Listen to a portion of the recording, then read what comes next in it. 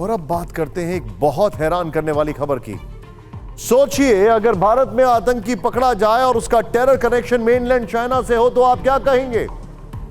मैं फिर से रिपीट कर रहा हूं, अगर भारत में आतंकी पकड़ा जाए और उसका कनेक्शन मेनलैंड चाइना से हो तब अब चीन से क्या टेरर एक्सपोर्ट किया जा रहा है? इसके तार 3 चीन से जुड़े हुए हैं। इंदौर में पुलिस ने एक ऐसे संदिग्ध आतंकी को अरेस्ट किया है जिसका कनेक्शन चीन से है। पुलिस की गिरफ्त में आया यह संदिग्ध कई साल चीन में रह चुका है। इन्वेस्टिगेशन इस बात की भी हो रही है कि क्या इस संदिग्ध आतंकी ने आतंकी ट्रेनिंग चीन में ली है। आपको इंदौर से गिरफ्तार किए गए संदिग्ध की पूरी डिटेल बताएंगे, लेकिन उससे पहले समझ लेते हैं कि आखिर यह खबर भारत के लिए जरूरी क्यों। देखिएगा जरा, चीन से टेरर एक्सपोर्ट हो रहा है। पकड़े गए संदिग्ध का चीन से सीधा लिंक है। एनआईए की सीक्रेट रिपोर्ट के आधार पर गिरफ्तारी हुई है। कई साल चीन हांगकांग में रह चुका है आरोपी। कई बार चीन हांगकांग जा चुका है आरोपी। आरोपी के आतंकी गतिविधियों से जुड़े होने का शक है। इंदौर से गिरफ्तार संदिग्ध को एनआईए कई महीनों से ट्रैक कर रही थी। उसके बारे में जानकारी जुटाई जा रही थी। पुख्ता जानकारी के बाद इस मामले में 2 राज्यों की पुलिस लगी। इसी के बाद संदिग्ध आतंकी को पकड़ लिया गया। पूरी रिपोर्ट देखें। नाम सरफराज मेमन। आरोप चीन में आतंकी ट्रेनिंग। नेटवर्क आतंकी संगठन से लिंक। एनआईए की सीक्रेट रिपोर्ट के आधार पर इंदौर पुलिस ने सरफराज मेमन नाम के संदिग्ध को रविवार रात अरेस्ट किया। पुलिस ने सरफराज से पूछताछ की, उसके पासपोर्ट की जांच की तो चौंकाने वाली बातें पता चली। उसके पासपोर्ट में मल्टीपल एंट्रीज हैं चाइना और हांगकांग की, उसको भी हम आधार बना रहे हैं। और दूसरा, पासपोर्ट कार्यालय से संपर्क कर रहे हैं कि पुराने पासपोर्ट के आधार पर अगर वो किसी और देश में गया होगा तो वो जानकारी भी हम जुटा रहे हैं। पता चला है कि सरफराज 15 बार चीन और हांगकांग जा चुका है। वो 12 साल हांगकांग में रह चुका है।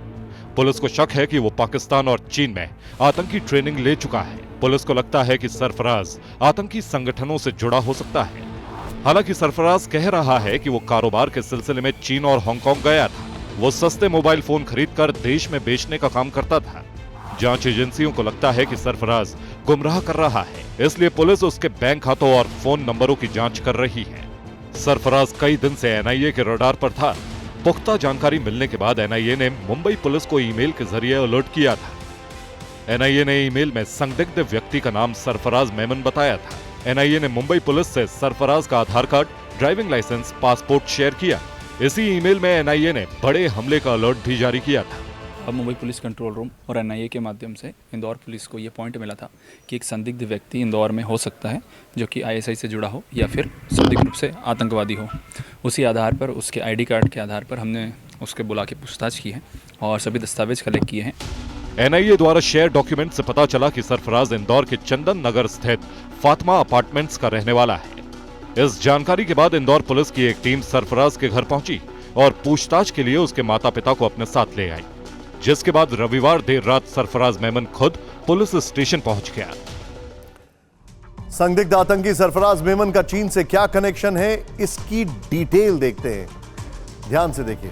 अब सरफराज मेमन का चीन कनेक्शन, पासपोर्ट पे चीन और हांगकांग की कई एंट्री दिखाई दे रही है। यह वो शख्स 15 बार चीन और हांगकांग जा चुका है, पुलिस ये कह रही है। अच्छा, इसके बाद देखिए 12 साल, राहुल जूम इन कर लीजिए थोड़ा, 12 साल चीन और हांगकांग में रह चुका है, पुलिस ये भी कह रही है। चीन और हांगकांग।